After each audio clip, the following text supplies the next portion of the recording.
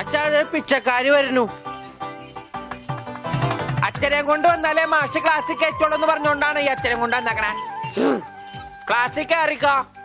പാവം. എന്താച്ചോ, എന്താ എല്ലാരും കൂടെ? അച്ഛൻ ക്ഷമിക്കണം. അതൊന്നും സാരമില്ല. അതെങ്കി തരൂ.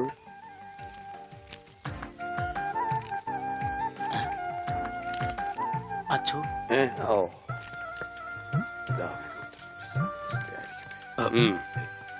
എന്താ ഇത്? അത് ഒരു ടെലഗ്രാം പോലെ നാട്ടുകാർ തയ്യാറാക്കിയ ഒരു നിവേദനോ? അതെ, നിവേദനം. അതിന്റെ ബാക്കി ആരാണെന്ന് ഒന്ന് പറഞ്ഞു കൊടുക്കുക. ഉള്ളത് പറയാലോ മാഷെ. ഉണ്ണിയെ ചികിത്സിക്കേണ്ടത് ഈ നാടിന്റെ ഒരു ആവശ്യമാണ്. അതാണ് നിവേദ്യം. നിവേദ്യല്ല, നിവേദനം. അതെങ്കിൽ അത് തന്നെ.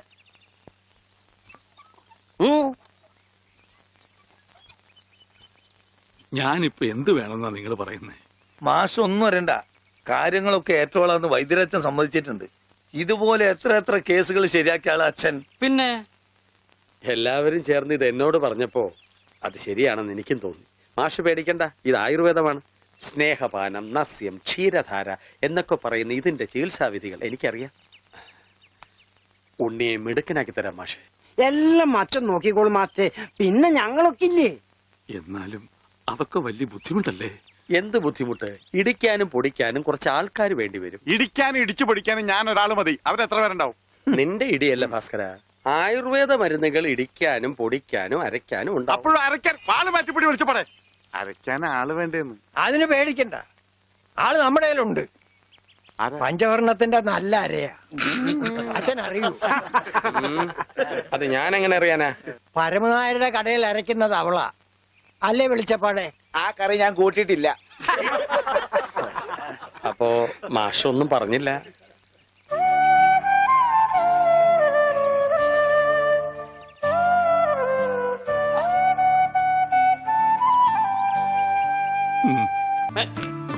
ഇപ്പൊ എന്തായാലും ഞാൻ പറഞ്ഞില്ലേ അലിയനെ കെടുത്തോന്ന്.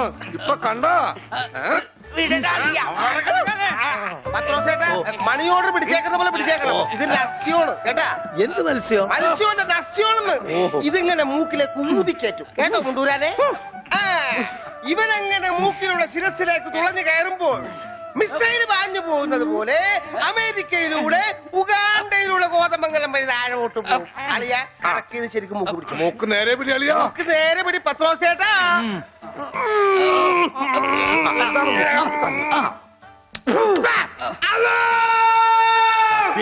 ബാങ്ക് കൊടുക്കുന്നത്. പിന്നെ ശിരസി കയറിയ പള്ളി പണി അടിക്കാൻ പറ്റുവാടാ. അല്ലോ ഇരിക്കൂ, സമാധാനമായിരിക്കൂ. അതൊന്നും കേട്ട് പേടിക്കണ്ട, നസ്യം ചെയ്യുന്നതാണ്. സാധാരണ ഈ ഷോക്ക് ട്രീറ്റ്മെന്റ് കൊടുക്കുന്നതിന് പകരം ആയുർവേദത്തിലുള്ള ഒരു പ്രയോഗമാണ് നസ്യം. സ്മൃതിഭ്രംശം വന്നവർക്ക് അത് കൊടുത്താൽ കഴിഞ്ഞതൊക്കെ ഓർമ്മ വരുമെന്നാണ് ആചാര്യന്മാർ പറയുന്നത്. ഓർമ്മ വന്നു, ഓർമ്മ വന്നു. എനിക്ക് എല്ലാം ഓർമ്മ വന്നു. കഴിഞ്ഞ ജന്മത്തിൽ നടന്ന എല്ലാ സംഭവങ്ങളും എനിക്ക് ഒറ്റയടിക്ക് ഓർമ്മ വന്നു. ആ നസ്യം എന്റെ നോസിലേക്കാണ് ഊതി കയറ്റിയത്. ഇപ്പൊ ഞാൻ നസ്രാണി അല്ലച്ചോ, നോസ്രാണിയാണ്. എന്റെ കർത്താവേ. അയ്യോ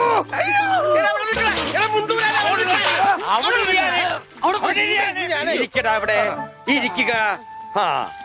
101 കുടം വെള്ളം കോരി തലയിലോട്ട് ഈ കിണറ്റിലെ മുഴുവൻ വെള്ളം എന്റെ തലയിൽ ഒഴിക്കാൻ പോവാണ്. മിണ്ടരുത്. എന്നാ പിന്നെ ഞാൻ ഈ കിണറ്റിലിറങ്ങി കിടന്നാ പോരെ? ഈ കിണറിന്റെ ആഴം എത്രയാണെന്ന് അറിയാമോ നിനക്ക്? ഇല്ല, അച്ഛൻ പോയി നോക്കിട്ട് വാ. നോക്കിയിട്ട് വന്നാ കുളിക്കുമോ? കുളിക്കാം. നോക്കാം. ഏകദേശം നല്ല ആഴമുണ്ട്.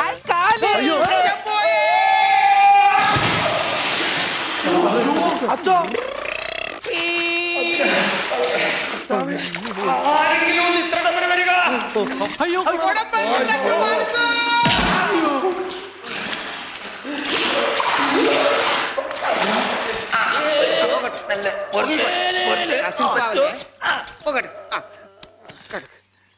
അനക്കല്ലേ ഈ മൺകിരിയുടെ തലേന്നൊന്നും ഊരിക്കോട്ടെ.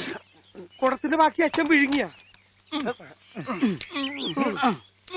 അച്ഛന്റെ വയറ്റിൽ ഇത്രക്ക് മത്സ്യസമ്പത്താ.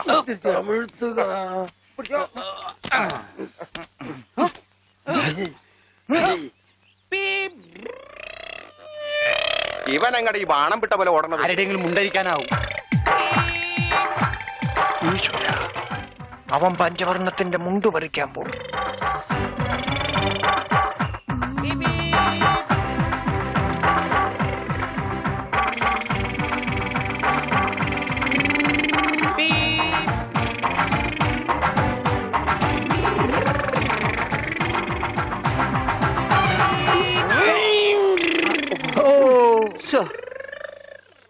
വെറുതെ കൊതിപ്പിച്ച് അല്ലേലും ഇവനൊന്നും ആവശ്യത്തിന് ഉപകരിക്കില്ല.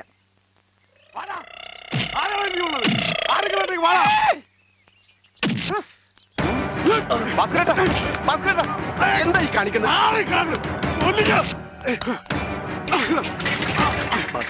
നമുക്ക് കോംപ്രമൈസ് അടി കോംപ്രമൈസ് ഇല്ല, അടിയിൽ ഒരു കോംപ്രമൈസ് ഇല്ല. ഈ വര കടന്നു വന്നവരാരും അമ്മയെ കണ്ട് മരിച്ചിട്ടില്ലടാ. ഈ റൗഡി ഭാസ്കരൻ പുലിയാടാ, പുലി. ഭാസ്കരൻ മുണ്ട് മടക്കി കുത്തിയിട്ടുണ്ടെങ്കിൽ ഇവിടെ ചോരപ്പുഴ ഒഴുകൂടാ. വാടാ.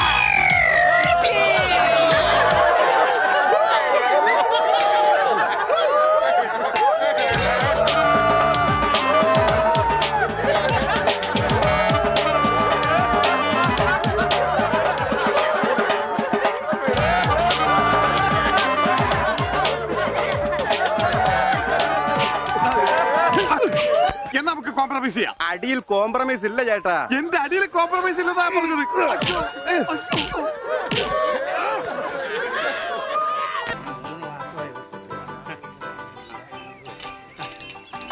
അയ്യോ, എന്താ ഇത്? ഒരു ക്യൂ പാലിച്ച എല്ലാവരും ഇങ്ങനെ കൂടി നിന്നാ ഞാൻ എന്താ ചെയ്യുക? രാഘവ, എന്താ മുതലാളി?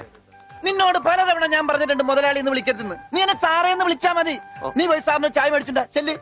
കൃഷ്ണൻകുട്ടി, ആ? 4 ദിവസവും ഞാൻ തുണി കൊടുത്തിട്ട് ആ. ഇതുവരെ തയ്ച്ചു കിട്ടിയിട്ടില്ല. ഞാൻ കൊടുത്തിട്ട് 7 ദിവസമായി. നിങ്ങൾ ഇങ്ങനെ എല്ലാരും കൂടി ബഹളം വെച്ചാൽ ഞാൻ എന്ത് ചെയ്യാനാ? തുണി ഇങ്ങനെ വെറുതെ കൂട്ടി തന്നാ മതിയാ? നല്ല ഉറപ്പ് വേണ്ടേ? അതിന് സമയം എടുക്കും. ഗ്യാരണ്ടി ഉള്ള സ്റ്റിച്ചിങ് ഇവിടെ. ഗ്യാരണ്ടിയോ? അതെ, 6 മാസത്തെ ഗ്യാരണ്ടി. 6 മാസം കഴിഞ്ഞാലോ? ഗ്യാരണ്ടി കഴിഞ്ഞു. കൃഷ്ണൻകുട്ടി, ആ, എനിക്കും അടിക്കണ 2 പാന്റ്. ഓ, ഭാസ്കരേട്ടനും കൂടി പാന്റ് എടുക്കുമ്പം നമ്മുടെ ഗ്രാമം പാൻസിന്റെ കാര്യത്തിൽ സമ്പൂർണ്ണ സാക്ഷരത നേടും. ഇതെന്താടാ പാന്റ് നീ വാടകയ്ക്കും കൊടുത്തു? അതെ, അടുത്തുള്ള ഗ്രാമത്തിൽ നിന്ന് ആരെങ്കിലും കല്യാണം മറ്റോ വിളിക്കാനായിട്ട് മുണ്ടെടുത്ത് വന്നാല് ഇവിടുന്ന് പാന്റ് എടുത്ത് അവർക്ക് അപമാന ഭീതി ഇല്ലാതെ നടക്കാം. മണിക്കൂറിന് 10 രൂപ 75 പൈസ. എന്താടാ 75 അത് അലവൻസ് ആണ്, വാഷിംഗ് അലവൻസ്. ആ. നീ കൊറേ നേടുന്നുണ്ടല്ലോ. ഇത് റോൾഡ് ഗോൾഡാ. അളവെടുക്കട്ടെ? നിക്കല്ലേ? ഒരു പാന്റ് അടിക്കാൻ എന്താടാ കൂലി? കൂലിയല്ല, ഫീസ് 150 രൂപ ഉള്ളൂ. 150 രൂപ? ഞാൻ ഒരു 50 രൂപ വരും. അയ്യോ, 50 രൂപയ്ക്ക് ട്രൗസർ അടിക്കാനേ പറ്റുള്ളൂ. ട്രൗസർ മതി. ആ, എന്നാ അളവെടുക്കട്ടെ? ഇതെന്താ ഇത്? ട്രൗസർ ആകുമ്പോ വള്ളി വേണ്ടേ? പള്ളി വേണ്ട, പള്ളിക്കുള്ള തുണി തകയില്ല. ആണോ? അപ്പൊ ഇവിടെ നിന്ന് എടുക്കാം അല്ലേ? അയച്ചിരി മേലെ ഇറക്കം ഇത് മതി. അയച്ചിരി കൊടുത്താ. അരയിഞ്ച്. അല്ല, ആ ചെരുപ്പ് വരെ ഇരുന്നോട്ടെ. ചെരിപ്പ് വരെ അല്ലേ?